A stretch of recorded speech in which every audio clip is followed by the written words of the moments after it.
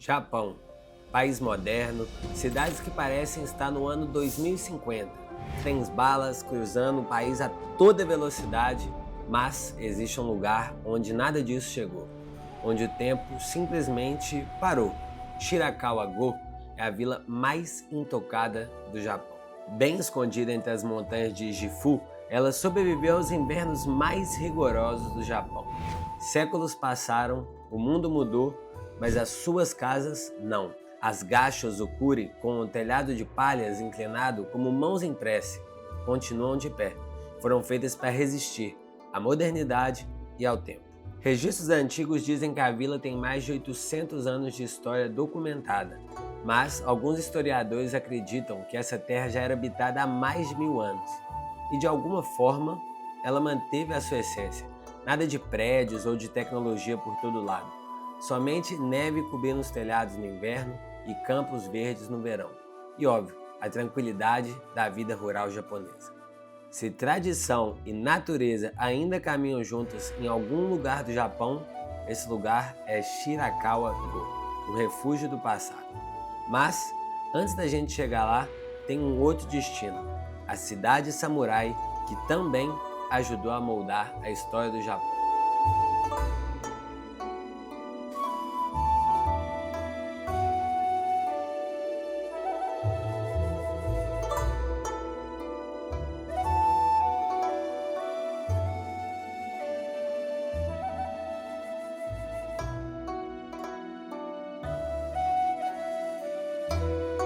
Fala, meus consagrados, minhas consagradas! Olha, hoje o primo de vocês aqui vai levar vocês para passear. Nós vamos na vila mais intocada, na vila mais bonita do Japão. Nós vamos fazer isso amanhã, porque é um pouquinho difícil chegar lá. Então eu parei antes dessa vila e se supõe que eu estou numa cidade também muito bem conservada, né? Uma cidade dos samurais.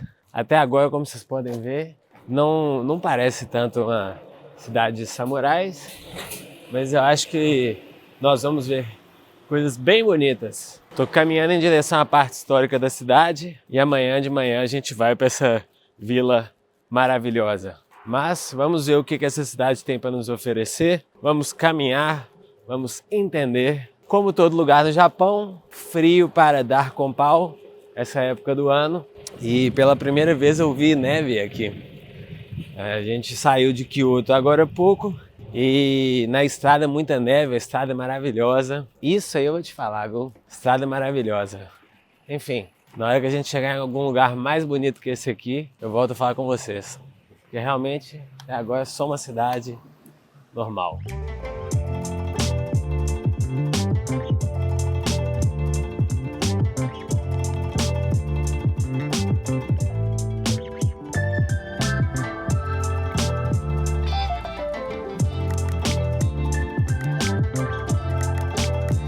Agora sim, ó. Agora acho que chegamos em um local de interesse. Podemos ver uma estátua de samurai, lugares mais bonitos. Vejo uma ponte vermelha pitoresca. Adoro a palavra pitoresca, inclusive. Baita palavra. Mano, Japão realmente tem que, né? Olha só, free Wi-Fi. Os caras têm Wi-Fi grátis na rua, mano. Ponto de ônibus também. Olha só, mais uma vez, acho que eu já falei disso em outro vídeo, mas o nível de atenção deles aos detalhes, né? Os caras colocam um mastro no meio da ponte e amarram ali várias cordas para que... Não, e detalhe, olha só. Eles realmente querem que as pontes fiquem... As pontes não, as árvores fiquem... né, cresçam de uma forma bonita. Aesthetic. Olha só. Uau, uau, uau. Interessante isso aqui, hein, pessoal?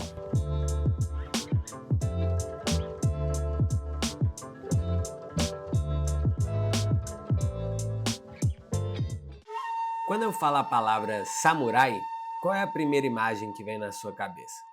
Talvez aquele amigo seu que insiste no coquezinho samurai sem saber que não combina com ele.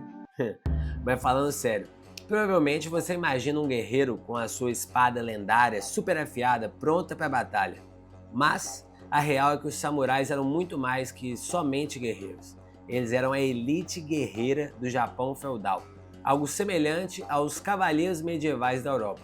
Só que, diferente do que você imagina, vários dos samurais não passavam os dias, por exemplo, em batalhas, especialmente nos períodos de paz do Japão.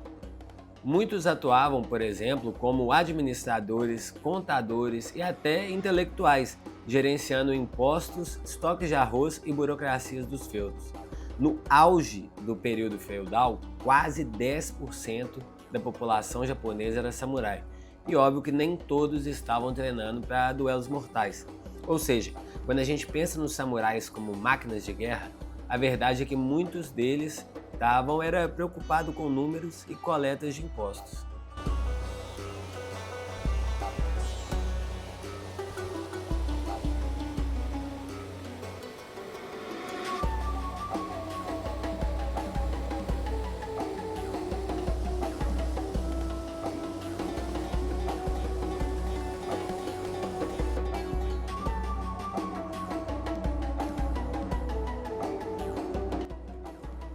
Hello, hello.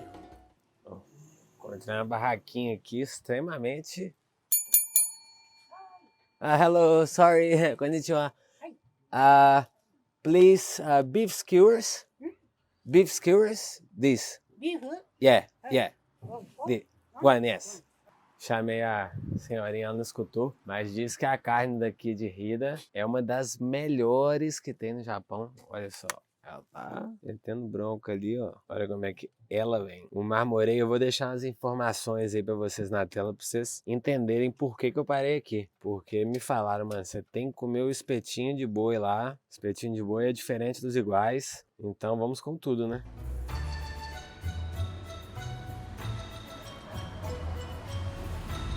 Que agradável sujeita. Ela tava aqui. Eu tô de olho aqui na técnica dela. E aí ela tava aquecendo o palitinho, porque realmente tá bem frio aqui. Olha só aqui para vocês verem a cerveja. Temos aqui essa Hida, é a região que a gente tá, que é uma região que eu vou falar um pouquinho mais sobre ela. Mas, mano, 900 ien, cervejinha cara, viu? Infelizmente, eu tenho saudades da época que eu pagava $1 na cerveja. Isso aí a gente pode dizer que é os seus $6, $7 numa cerveja, numa Lonsky negra. Infelizmente, eu vou acabar deixando passar essa oportunidade agora. Olha só, o talentinho jogou ali o pimenta do reino. Às vezes, eu não sei vocês, mas às vezes eu esqueço as palavras. Arigatou gozaimasu. Olha só como é que ele vem, ó. A gente come aqui porque o pessoal no Japão não gosta que a gente senta, a gente come andando. Olha. Nada mal. Vamos ver se essa Brastemp toda, como diria meu pai. Isso que é essa Brastemp toda, pessoal mais jovem de casa aí, é uma gíria de pessoas de idade.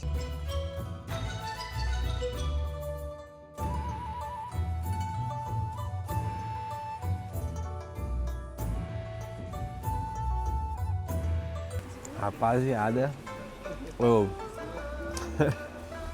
não é bom demais, muito bom. O marmoreio dela, eu vou te falar, teve uns tempos desse aí pra trás que eu paguei mais caro, tipo 4 vezes mais o preço desse daqui, e esse é melhor. É uma consistência diferente do que a gente tá acostumado, assim, a gente vai comer uma picanha, a gente vai comer um negócio. Essas carnes aqui, o wagyu, que tem tipo um marmoreio absurdo, parece de certa forma que você tá quase que mastigando uma gordura, mas obviamente é só uma carne de uma qualidade absurda. Nossa, foi bonito, foi intenso, foi, viu? Enfim, vamos seguir com a caminhada.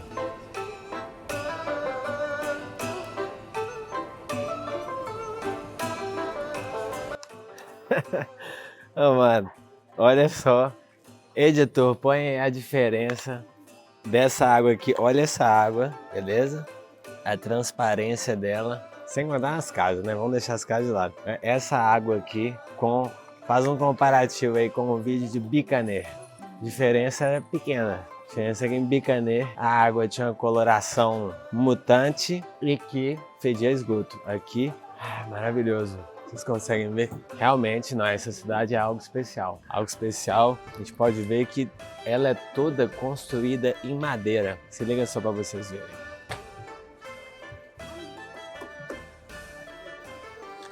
E aí, qual que é um lance importante de vocês saberem sobre Takayama? Mano, todo lugar que eu olho tem comida e a comida parece muito boa. Eu vou comer demais. Mas, como eu estava dizendo, aqui é um dos lugares com a madeira mais pica, da madeira mais valiosa, resistente de todo o Japão. É um lugar que a madeira ela é usada em todo o Japão para a construção de templos, de armas, de embarcações, né, de construção de casas. E então faz tanto tempo que essa madeira é utilizada e que ela é uma das melhores do Japão, que a cidade de Takayama, por causa dessa razão, foi uma das cidades que foi escolhida pelo Shogun para ser uma cidade para ficar bem próxima do shogunato que acontecia na época do período Edo, que foi aquele período que a gente já viu que foi o período que o Japão ficou mais fechado para o resto do mundo, né? Um conceito que eu, como um brasileiro, tive uma dificuldade de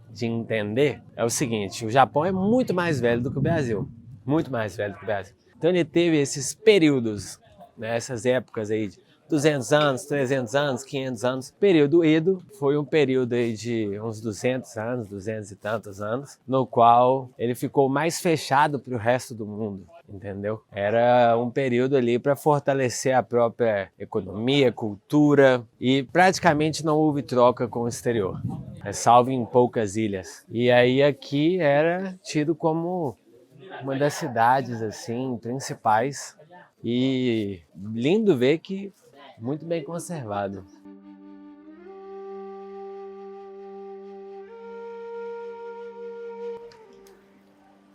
Aqui, ó. Olha só para vocês verem. Por falar em madeira, quase tudo feito de madeira. Não, mas o precinho machuca o neném. Aqui, ó. Maravilhosa, feita em madeira, uns 10 dólares uma xícara. Mas é realmente de uma beleza, como nós podemos ver aqui, ó. Os hashi, para comer um japonês com a gata. Aqui, ó, um desse daqui, ó, bonitão, mais ou menos ali 20 dólares. Esse daqui do dragão, maravilhoso. Qual que é o preço desse daqui? Dá ali os seus 17 dólares mais ou menos. Felizmente vai ficar para próximo. Mas olha aqui, tudo de madeira. Ó o animal, bonitinho demais. Aqui um cachorrinho desse, 3 mil, mano. 3 mil é 20 dólares, aquele cachorrinho de madeira. Complicado, mas enfim, seguimos. Isso é para mostrar para vocês o quanto que a madeira é o grande elemento aqui dessa cidade e dessa região principalmente.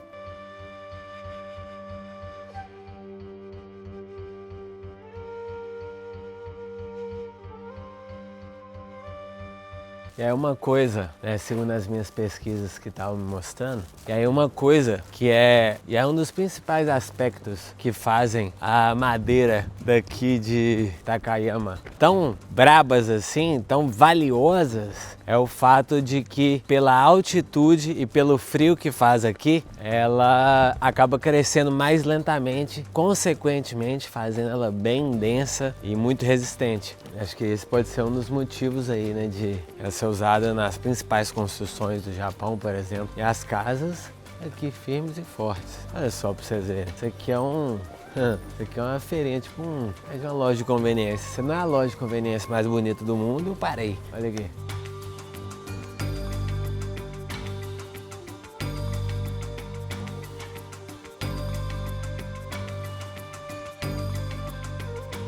Bom, vamos entrar para ver, né? Vamos entrar para ver.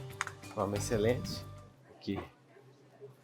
A cervejota. Eu vou pegar uma cerveja para caminhar com vocês pela cidade. Ó, uma das poucas coisas chatas de estar num lugar que você não entende o idioma é o fato de que eu não tenho a menor ideia de qual que é a cerveja de qual. Eu sei que a Hida Black vai ser cerveja escura, né? Mas, por exemplo, uma Pale Ale não tá escrito, tá tudo em japonês, entendeu? Aqui na plaquinha também em japonês. É uma coisa chata, mas eu vou Vamos dar um rolezinho rápido aqui para entender o que tem. Eu vou fazer um vídeo só de supermercado japonês com algumas diferenças. Olha só, mano, que interessante. O japonês, eu descobri isso nessa viagem, mas o japonês também tem o curry, né? Próprio deles, que é bem diferente do... Eles adoram fazer picles das coisas também. Eu odeio picles, caso você seja novo no canal, saiba que eu odeio picles. Eles adoram fazer picles das paradas também, conservar, né? Olha só pra vocês verem. Curry. O curry japonês, ele é menos complexo. Muitas vezes o curry indiano tem muitas especiarias, né? Às vezes o curry japonês pode colocar mais mel, pelo que eu tava lendo também, muitas vezes notas de maçã, frutas, sabe? Olha só, eles adoram usar batata doce também. Fui no mercado esses dias e vi muita batata doce, chips de batata doce. Aqui, mano, é impressionante a quantidade de macarrão que eles comem, de ramen. Pra quem gosta, eu acho que aqui já vem tudo, né? Como eu não consigo ler japonês, eu não sei, mas vamos pegar uma cerveja então e continuar a nossa caminhada.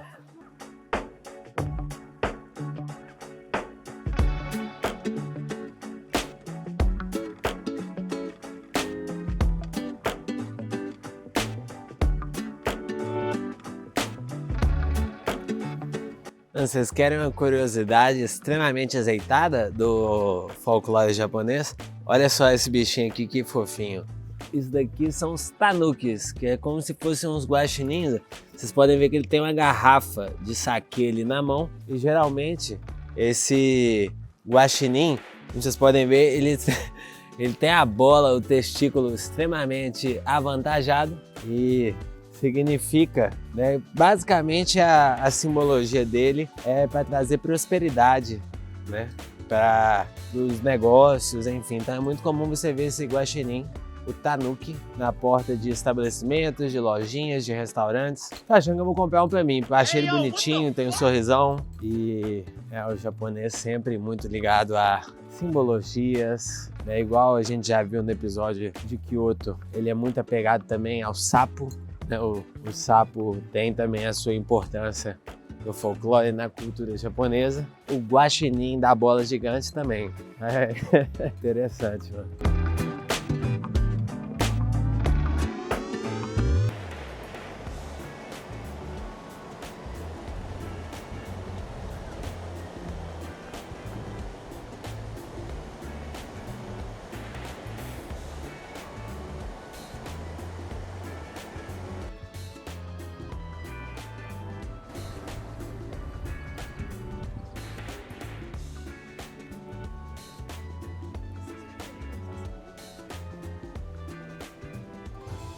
E bem no coração da antiga Takayama existe uma casa que parece ter parado no tempo. Ela já foi lar de uma das famílias mais influentes da região e hoje ela é um mergulho vivo na tradição japonesa. Cada cômodo conta uma história. Por exemplo, o salão principal com seu piso de tatame era onde os negócios importantes aconteciam. No centro da casa, o irori, uma lareira no chão para aquecer durante o rigoroso inverno japonês. Os corredores de madeira e o jardim interno mostram um pouco da busca japonesa por harmonia e simplicidade.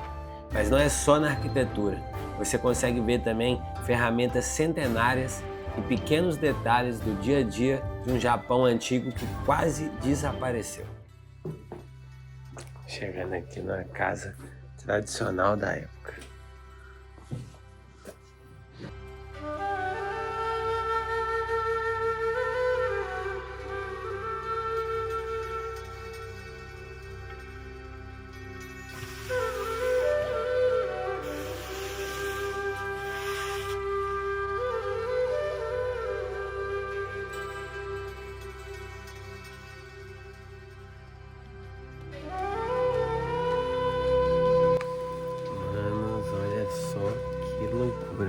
Olha isso aqui.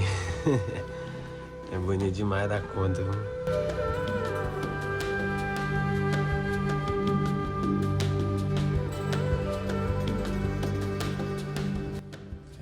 Tem que...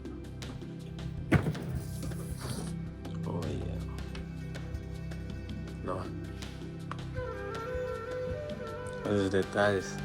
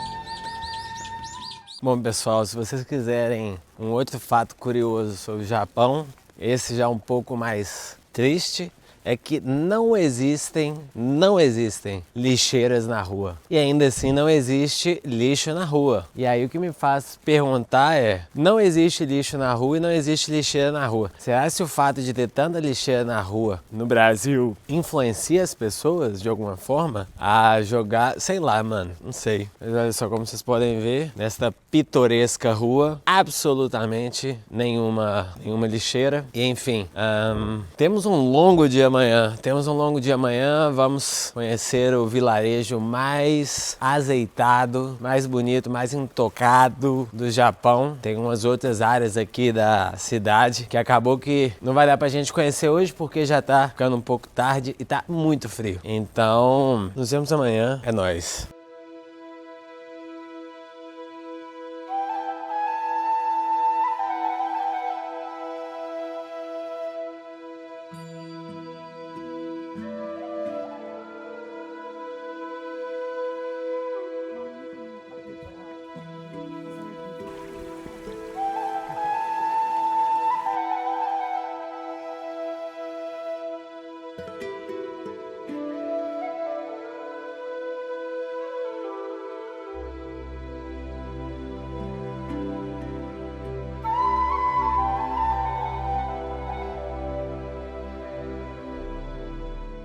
Chegamos, olha só como é que é fofinha, como é que é bonitinha a estação de ônibus deles. Aqui no Japão eles dão passagem pra você, até se você não quiser. Tava preparando meu celular aqui pra gravar, a moça parou e ficou me esperando. Eles respeitam demais o pedestre. Existe essa de que, nossa senhora, esse aí é o ônibus. Posso perder se eu perder esse horário aqui, lascou. Aqui ó, o cara com a plaquinha. Olha só que interessante, o cara tá com a plaquinha. Este é o fim da linha. A fila. Uma coisa que quando você começa a falar mais de um idioma, você fica semi-analfabeto no seu ativo. Isso é verdade, viu, gente?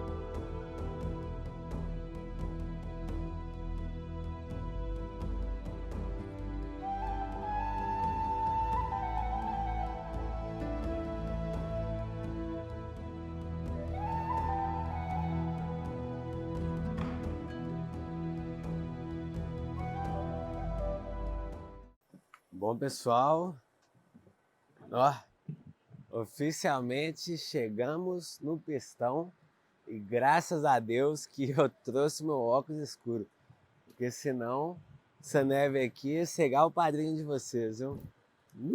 Olha só pra vocês verem.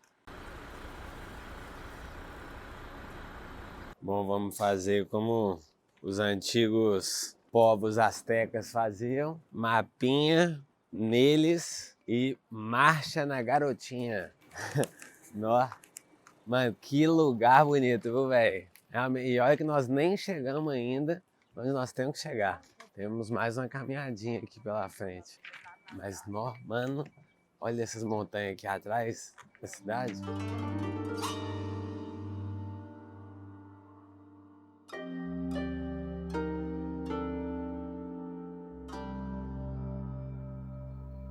Aqui, olha o que eu falo com vocês. O moço tá vendendo isso aqui, eu não tenho a menor ideia do que é. Aqui, ó. Menu compreensivo. Eu o quê? Como um bom mineiro, cafezinho com pão de queijo. Vou tomar a minha droga, o meu cafezinho, cara. O que nós temos aqui? Mano, quantidade. O que tá em vermelho é quente, o que tá em azul é frio. Marcha na garotinha. Aí já cai. E cai o troco também, ó.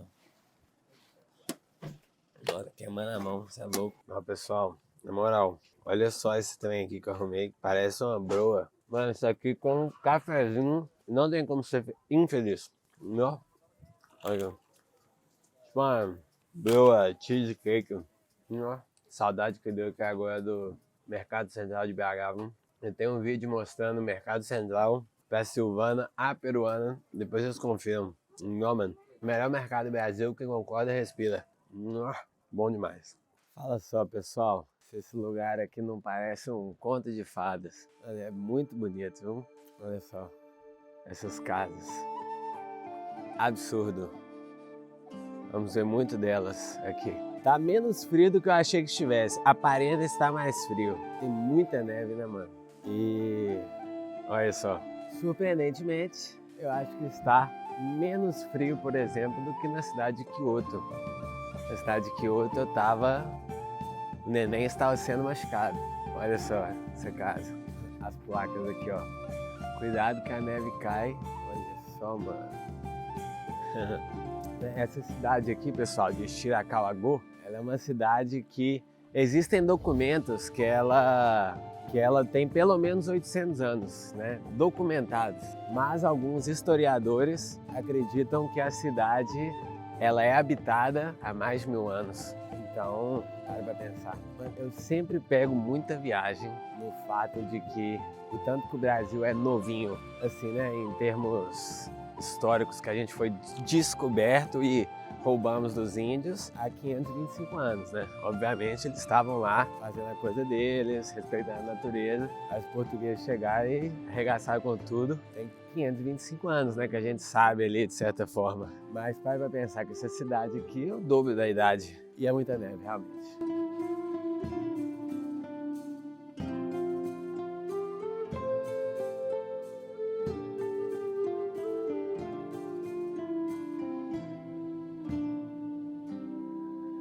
Uma rua mais bonita que a outra. Olha só essa casinha aqui. Essa madeira, isso não é bonita. Apesar que essa madeira aqui... aqui esse cara que virou especialista, né, em madeira. Mas essa madeira aí não parece ser firme igual as outras lá da outra cidade, não. Olha a quantidade de neve que sobe em cima, que acumula, né? Em cima dos telhados. Ô, mano, isso aí se cair na cabeça do cabra... Sei não, viu? Sei não. É. Olha.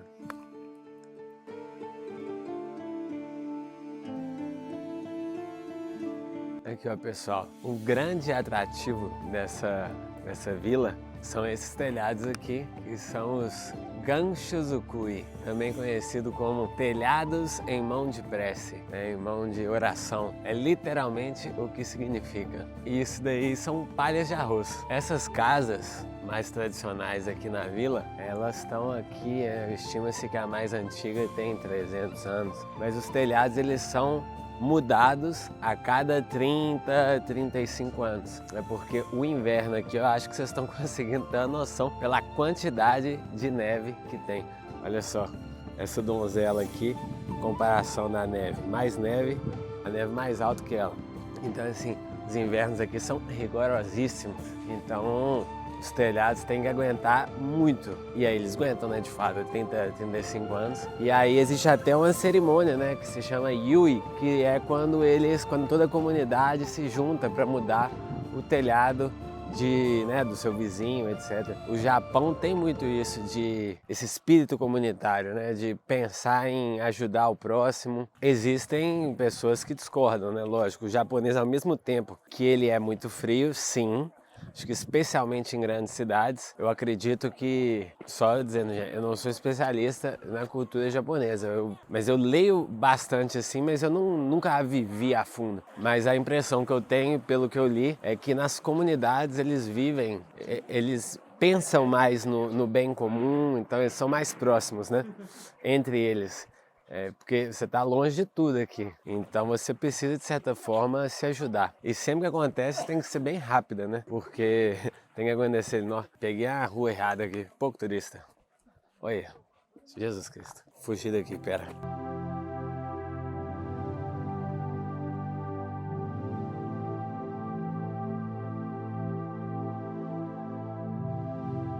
Pessoal, olha só essa quantidade de neve aqui.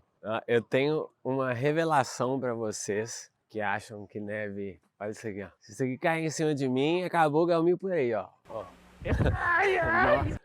Na moral, você é louco. Mas, vou falar pra vocês. Morar na neve é ruim para... Eu morei no interior dos Estados Unidos quando eu tinha ali uns 19, 20 anos. E, mano, fazia menos 20, menos 25, direto e reto. E, mano, não tem nada pior do que você... Ah, vamos no supermercado? Vão. Aí você tem que vestir 6 camadas de roupa pra não morrer. Era tanta neve... Caralho, olha isso aqui. Era tanta neve... Aqui, ó, só pra vocês verem. Muita neve. Era tanta neve, tanta nevasca nesse vilarejo, nessa cidade que eu morava. Era uma cidade pequena, mas que era proibido sair de casa. Aparecia no jornal assim, ó, proibido sair de casa. Se você saísse, tomava multa e tudo. Uma loucura. Então assim, neve é muito legal ali, ó, 2, 3 dias, entendeu? Mas passou disso e virou bagunça. Pessoal, a vila é muito legal, mas isso daqui... Animalzinho! Oh. Não, mano. Aí eu fiquei triste. Mano, vocês viram aquele cachorro salsicha? Susto que ele tomou, velho. Não, eu fiquei triste demais. Queria muito ter feito carinho no animal. Ai, ai. Mano, cachorro salsicha é o caminho pro meu coração. Eu tenho uma tatuagem de cachorro salsicha. É o tanto que eu amo cachorro salsicha. É a minha raça de cachorro favorita. Não tem condição. Na vida passada eu fui um cachorro salsicha. Ou algo do tipo.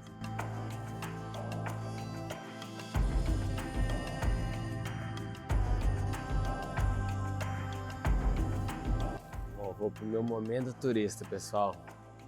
Entrar embaixo desse trem aqui.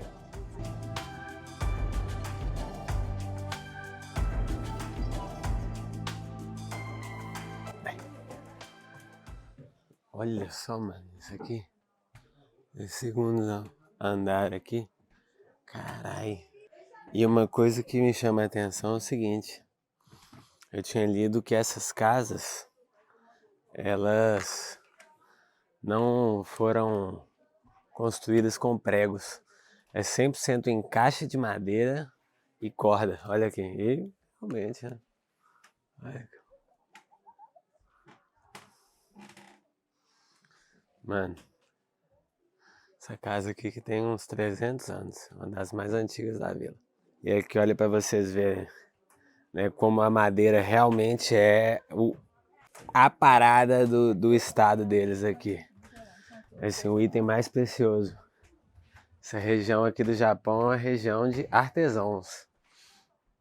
E aí a gente pode ver que a madeira está em todo lugar, até nos barris ali de saquê, de templos a barril de saquê. E aqui, ó, ferramentas também, né? Por que não? Tudo na madeira daqui da região. Massa demais. Imagina, velho, como é que deve ser, como é que devia ser a vida. Isso é uma loucura. Vamos ver a vista aqui, ó.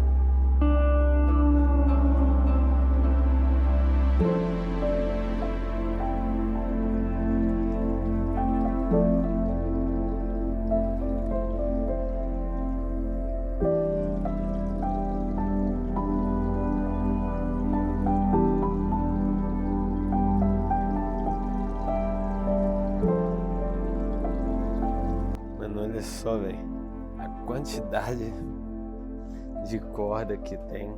Eu tô no terceiro andar agora, tem mais um quarto andar ainda. Não, loucura, tá?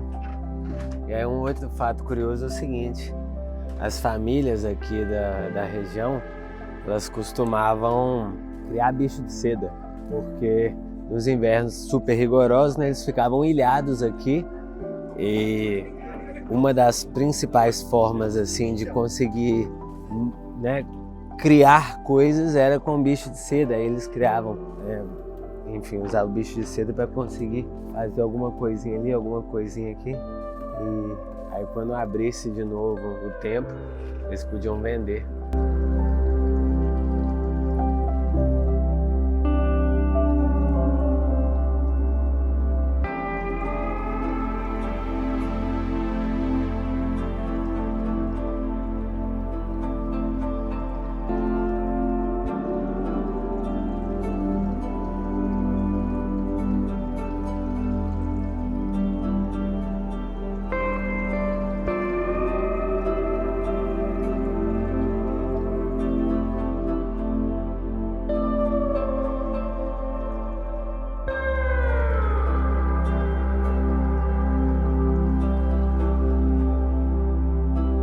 Aqui tivemos a sorte de ver aqui o pessoal trocando o telhado. Eu confesso que achei que era até mais rústico do que o pessoal tá usando várias ferramentas, né? A modernidade chegou também aqui, né? Por que não? Aí aqui, ó, negocinho. Mano, é gente, hein, pra trocar um telhado. Ali os caras colocam a caixa de goró. A chinesa, obviamente, querendo aparecer ali, senão não é a chinesa.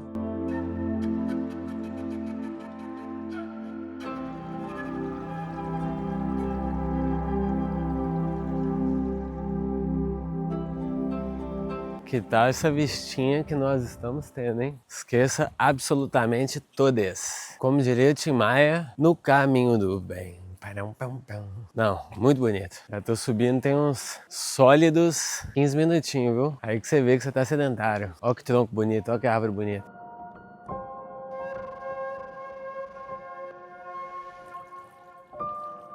Pessoal, chegamos.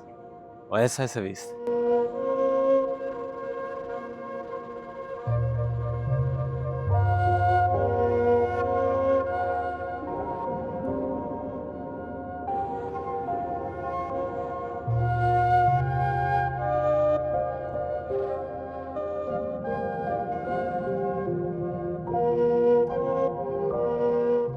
Pessoal, tem um papo reto que eu queria dar para vocês, que ontem quando eu estava fazendo a minha oração, eu me veio à cabeça e eu queria compartilhar com vocês. Eu tenho recebido muitas mensagens no Instagram falando de que eu sou uma inspiração, né, que as pessoas querem viver essa mesma vida. E hoje eu estou realizando um sonho Mas o início foi difícil. O início foi de trabalhar como garçom e eu era um terrível garçom. Ficava boa parte do tempo no banheiro sentado porque o meu pé doía muito. E assim, eu sei que tem pessoas que vão ver esse vídeo que estão, né, no início da caminhada e que têm sonhos grandes também. E o que eu posso dizer para você é: invista em você. Graças a Deus eu tive, né, muito suporte da minha família, eles me ajudaram da forma que eles puderam, mas eu também não deixei de investir em mim e de acreditar nos meus sonhos, mesmo quando eles estavam muito distantes de mim. Então, se você tem um sonho grande, por mais que possa parecer difícil, faça devagar e sempre, que você vai chegar lá. Porque nunca foi tão fácil ter acesso à informação de qualidade para você ser bom naquilo que você quiser. Mas também, ao mesmo tempo, nunca foi tão fácil se distrair com besteira. Então, se você tiver um pouco de foco e paciência para fazer devagar e sempre, você vai chegar lá, entendeu? Eu já fui muito medroso na minha vida, eu não sou especial, eu não sou muito talentoso de forma alguma. Então, se eu conseguir chegar aqui e viver de YouTube, eu tenho certeza que, seja lá qual for o objetivo que vocês têm, vocês também vão conseguir. Faz menos de 1 ano e meio, eu morria de medo de falar com a câmera, eu morria de medo de tudo. Então, assim, eu sei que vocês conseguem também, beleza? Só queria dar esse papo aí pra vocês. É nóis.